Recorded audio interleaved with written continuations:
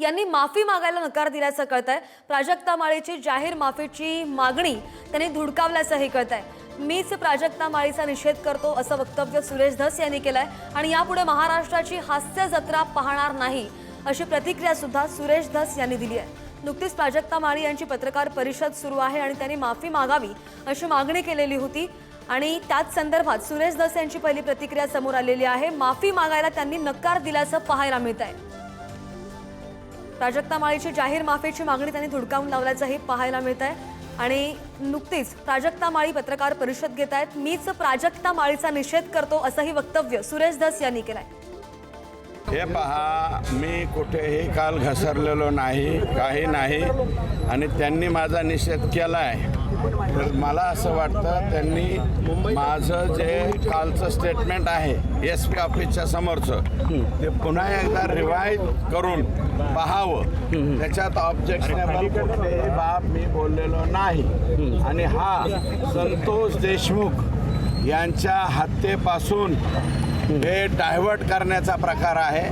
इथून पुढं तुम्ही तो प्रश्न विचारू नका।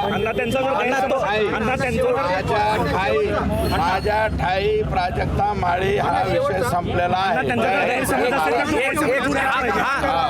डायव्हर्ट करण्यासाठीचा तो जर गैरसमज असेल तर गैरसमज दूर केला पाहिजे। त्यांचा गैरसमज जे आहे तो त्यांनी दूर करून घ्यावा।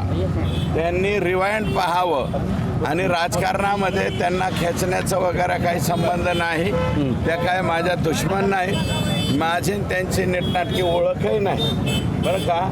आणि मी फक्त त्यांचा महाराष्ट्राची हास्य जत्रा का काय तो कार्यक्रम पाहत असतो तेवढ्यापुरतं। जर त्यांनी माझा निषेध केला असेल तर मी त्यांचा निषेध म्हणून हास्य जत्रा बघायचं बंद करू।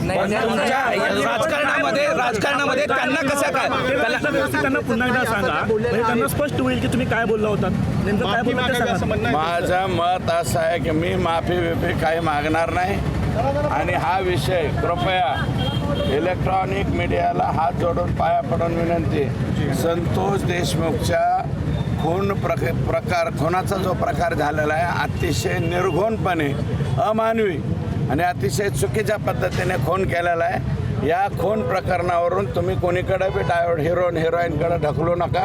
तुम्हाला माझी विनंती आहे, माणूस आमचं गेलंय, ज्याचं जळतंय त्याला कळतंय।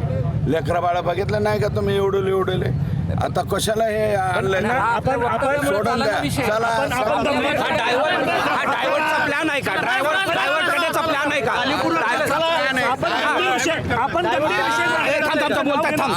डायव्हर्ट करण्याचा डायव्हर्ट करीत असेल कोणाचे त्यांचे आणि कोणाचे संबंध आहेत, वैयक्तिक मैत्री असेल, मी संबंध नाही म्हणत, संबंध शब्द परत घेतो।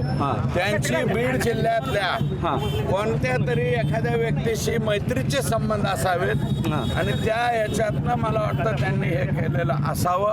माझी हात जोडून पाया पडून विनंती आहे प्राजक्ता ताईंना, हे आता जे स्टेटमेंट केलं याच्यावरती तुम्ही थांबवा। आपण गंभीर विषय मांडताना त्यांचं नाव वापरण्यात ही चूक झाली आहे का?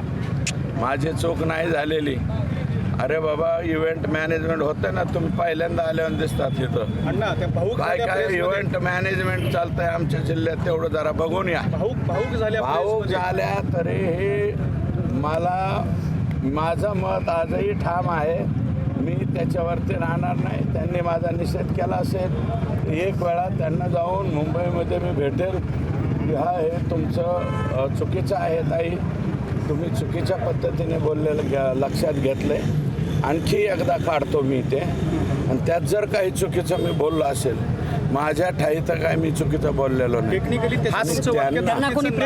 संताप आक्रोश पाहून त्यांना कुणीतरी प्रेस घ्यायला लावली का काय हे त्यांनी विचारावं, पण माझी आपल्याला हात जोडून पाय पडून विनंती। एक मिनिट आहे का, टेक्निकली वगैरे मला अजिबात समजून सांगू नका।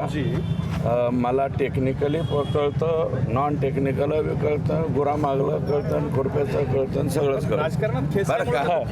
राजकारणामध्ये कुणाची तरी कोंडी झालेली आहे म्हणून ती कोंडी फोडण्यासाठी अशा काही कृत्या लढवल्या जाऊ शकतात। संतोष देशमुख यांच्या हत्या प्रकरणाचा फोकस डायव्हर्ट व्हावा यासाठी केलेली प्रेस कॉन्फरन्स.